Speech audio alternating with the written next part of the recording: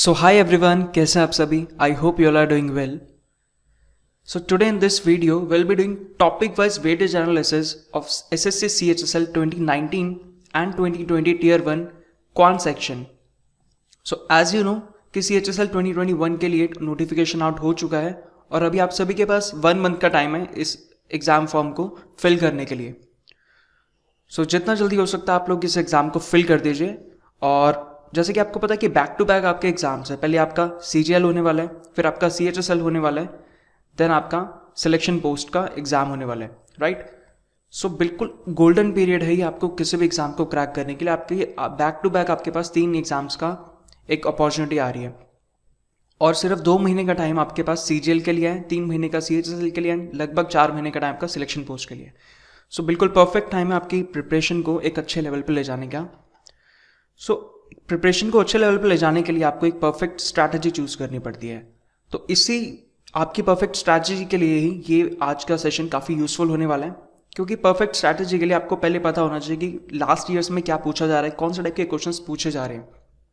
तो इसलिए ये सेशन काफ़ी ज़्यादा इंपॉर्टेंट है जो लोग भी SSC CHSL 2021 के लिए अपीयर होना चाहते हैं. तो चलिए स्टार्ट करते हैं अपना सेशन.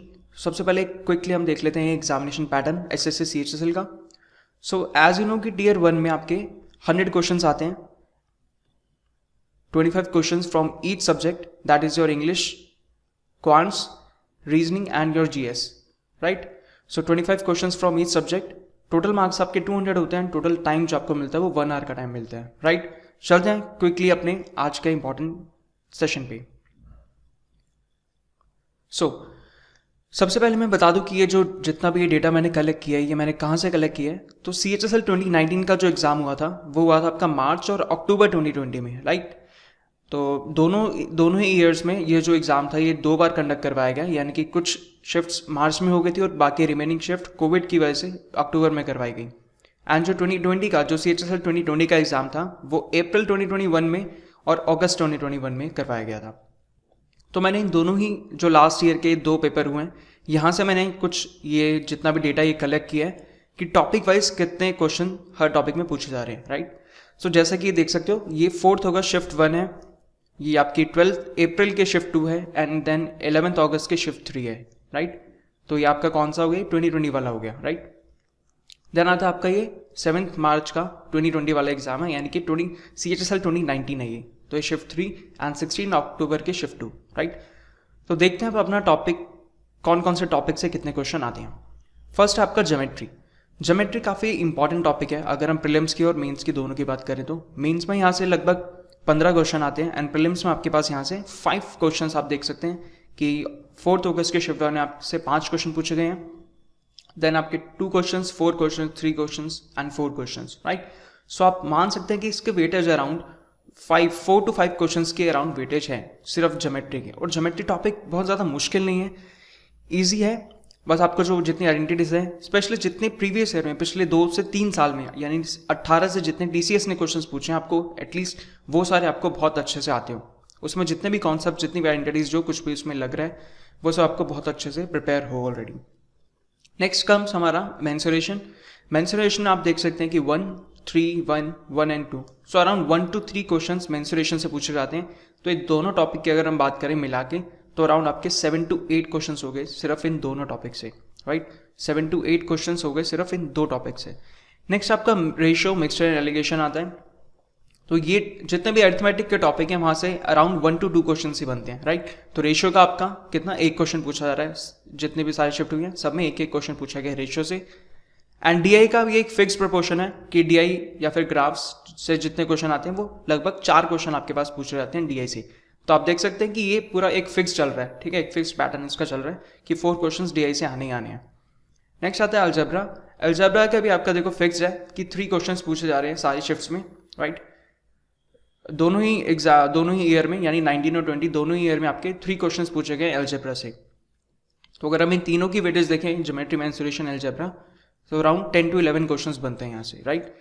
देन आपका आता है time and distance and boat and strings, ठीक है. Time and distance, boat and strings, यहाँ से भी आपके पास सिर्फ 1 ही क्वेश्चन आना है. अब प्रैक्टिस जो आप करने बैठोगे तो ये चैप्टर बहुत ज़्यादा बड़ा है, ठीक है. इसमें काफ़ी ज़्यादा टाइप्स हैं और फर्दर आपका टाइम एंड डिस्टेंस हो गया, बोट एंड स्ट्रीम हो गया, देन रेस हो गया। तो रेस आप अभी के लिए स्किप कर सकते हैं, राइट, प्रीलिम्स के लिए स्किप कर सकते हैं। वैसे मेंस में ही पूछा नहीं जा रहा अभी, पिछले अगर 3 सालों का देखें तो रेस जो है वो आपका चैप्टर प्रीलिम्स से पूछा जा रहा है, ना ही मेंस में पूछा जा रहा है। तो रेस को अभी के लिए आप स्किप कर सकते हैं। करिए हम अभी लेटर पार्ट में हम देखेंगे इसी वीडियो के कि आगे हमें क्या कवर करना है, क्या ज़्यादा इंपॉर्टेंट है, क्या लेस इंपॉर्टेंट है, तो उस पर भी हम बात करेंगे। आई होप ये इतने 7 to 8 टॉपिक्स आपको समझ आ गए होंगे अच्छे से, राइट।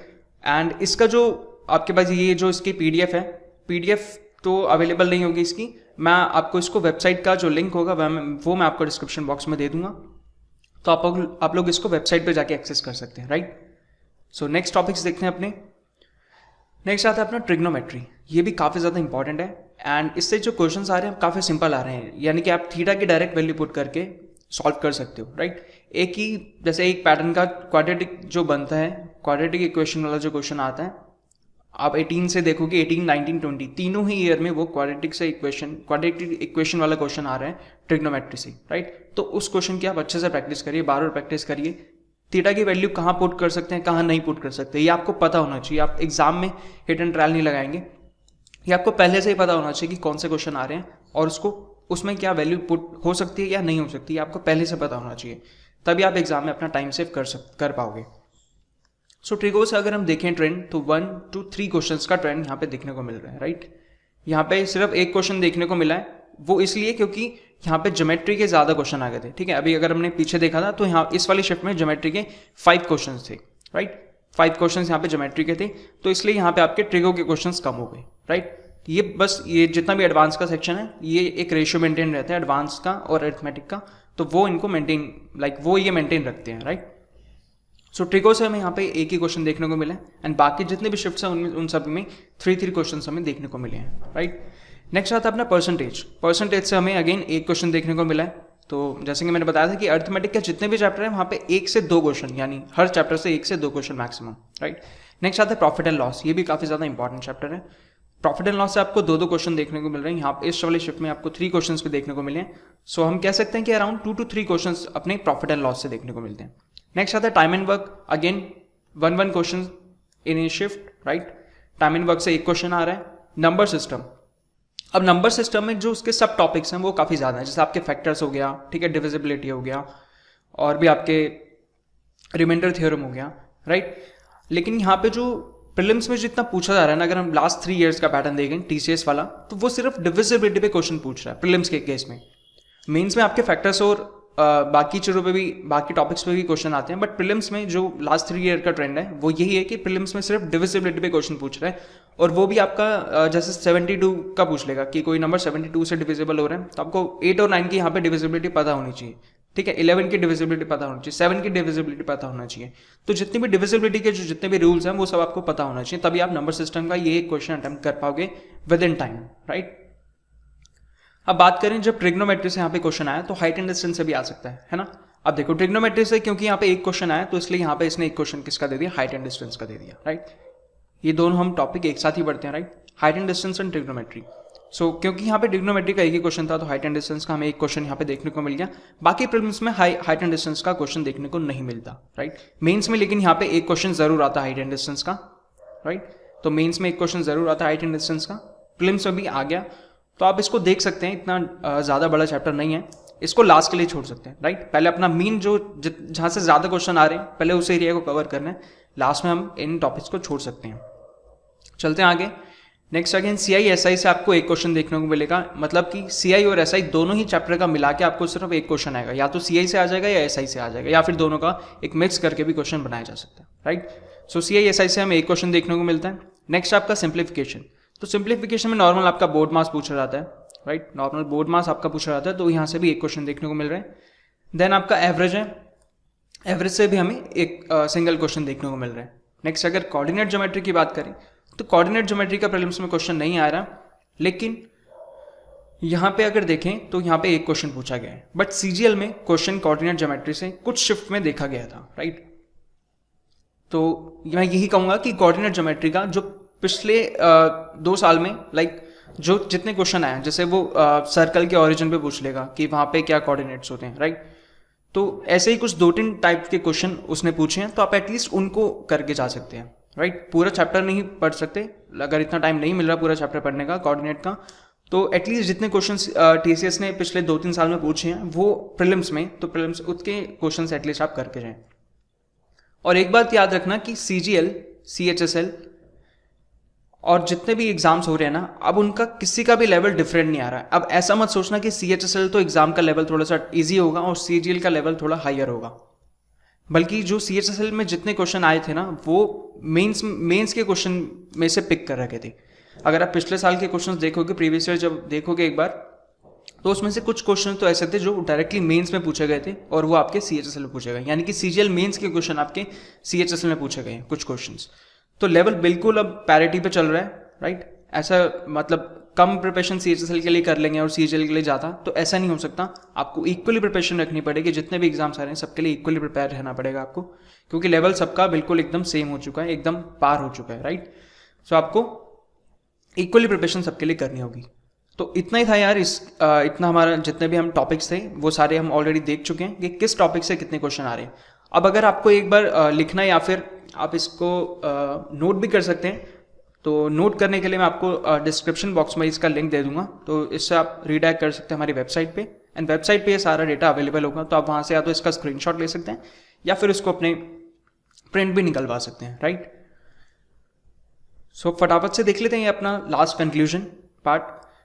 तो अर्थमेटिक से हमें देखने को मिल सकते हैं 15 to 16 क्वेश्चंस, एंड ये इंक्लूडिंग डीआई है, राइट। डीआई को इंक्लूड करके हम अर्थमेटिक सेक्शन से बोल सकते हैं कि 15 to 16 क्वेश्चन यहाँ से देखने को मिलते हैं, एंड 8 to 10 क्वेश्चन हमें एडवांस सेक्शन से देखने को मिलते हैं, राइट। एंड गाइज मेंस देने के बाद मैं आपको बता दूं कि इस साल का जो मेंस का पेपर था ना, वो कैलकुलेटिव तो था ही था, राइट। कैलकुलेटिव तो था ही था, लेकिन हम ये नहीं कह सकते कि पेपर बिल्कुल ही डिफरेंट आया था जैसा प्रीवियस ईयर में आ रहा है। जितना ही प्रीवियस ईयर में जितने ही क्वेश्चंस आए ना, वही सब एकदम एग्जैक्टली सेम पैटर्न फॉलो कर रहा है टीसीएस, तो बिल्कुल भी कुछ अलग नहीं कर रहा है। ऐसा नहीं है कि 2017 का टाइप का जैसे क्वेश्चन, मतलब उस टाइप के क्वेश्चंस आ गए, ठीक है। मतलब बिल्कुल ही एकदम चेंज ऐसा कुछ नहीं होने वाला, राइट। तो आप लोग सबसे ज़्यादा जो आपको हाई प्रायोरिटी पे रखना है ना, वो रखना है practice of previous year questions. आप इसको जितना ज़्यादा प्रैक्टिस कर सकते हो उतना मतलब आपके लिए कम है, जितनी ज़्यादा बार प्रैक्टिस कर सकते हो। मतलब अलग अलग बुक्स के पीछे मत भागना आप कि लाइक कुछ और मतलब अलग मॉक्स दिए जा रहे हो, या बल्कि पहले क्या करना है आपको, पहले आप जितना प्रीवियस ईयर के मॉक्स खत्म कर सकते हो ना जितनी जल्दी, पहले उनको खत्म करो, फिर उनको बार बार रिवाइज भी करो, राइट। फिर अगर टाइम बचता है तो आप बाकी जो जितने भी प्लेटफॉर्म्स के टेस्ट या आपके टेस्ट है, मॉक्स हैं, आप उनको लगा सकते हो, राइट। बट पहले कोशिश करो जितने प्रीवियस ईयर के पेपर कर सको। अगर आपको मैं बताऊं ना, एक 18 नवंबर की जो शिफ्ट हुई थी, लास्ट ईयर का जो सीजीएल मेंस का हुआ था, उसमें 18 नंबर जो सबसे ईजिएस्ट शिफ्ट आई थी, उसमें आपका एक ट्रिगो का क्वेश्चन था जो कि एग्जैक्टली सेम पूछा गया था आपके प्रीवियस ईयर से। मतलब वो क्वेश्चन 2011 या 12 में पूछा गया था। क्वेश्चन कुछ ऐसे था कि कॉसेक की वैल्यू आपको दे रखी थी, लाइक कॉसेक 39 की वैल्यू आपको दे रखी थी एक्स करके, राइट। एक ये क्वेश्चन था, अगर आपको टाइम मिले कभी तो देखना जरा कि एग्जैक्टली सेम क्वेश्चन जो था वो 2011 या 12 में पूछा गया था मेंस में, और यही क्वेश्चन डायरेक्टली मतलब विदाउट चेंजिंग द वैल्यूज, ठीक है। मतलब ऐसा भी तो कर सकते थे, कॉसेक को यहाँ पे 39 की जगह 51 दे सकते थे, है ना। बट ऐसा भी कुछ नहीं हुआ, मतलब एग्जैक्टली सेम क्वेश्चन उठा के आपका इस साल मतलब जो लास्ट ईयर का मेंस था 18 नंबर की शिफ्ट में, ये क्वेश्चन था एग्जैक्टली। तो ये सब चीज़ें बहुत ज़्यादा ज़रूरी है, ये सब एनालिसिस करना ना बहुत ज़्यादा ज़रूरी है। इससे आपको ये पता चलता है कि एग्जामिनर पूछ क्या रहा है, कौन से एरिया से पूछ रहा है। तो इससे हमारी जो होता है ना, हमारे एफर्ट्स कम लगते हैं और हमारा आउटपुट ज़्यादा आता है, राइट। तो ये काफ़ी ज़्यादा इंपॉर्टेंट है कि आप लोग प्रीवियस ईयर पेपर्स को काफ़ी अच्छे से फॉलो करो, और इन सभी के प्रीवियस ईयर जितने पेपर हुए हैं उन सभी के लिंक भी मैं आपको डिस्क्रिप्शन बॉक्स में डाल दूंगा। आप लोग हमारी वेबसाइट पे जाके इनको सभी को डाउनलोड कर सकते हैं, राइट। तो इतना रखते हैं आज के इस वीडियो में, मिलते हैं नेक्स्ट वीडियो में, तब तक के लिए गुड बाय, जय हिंद।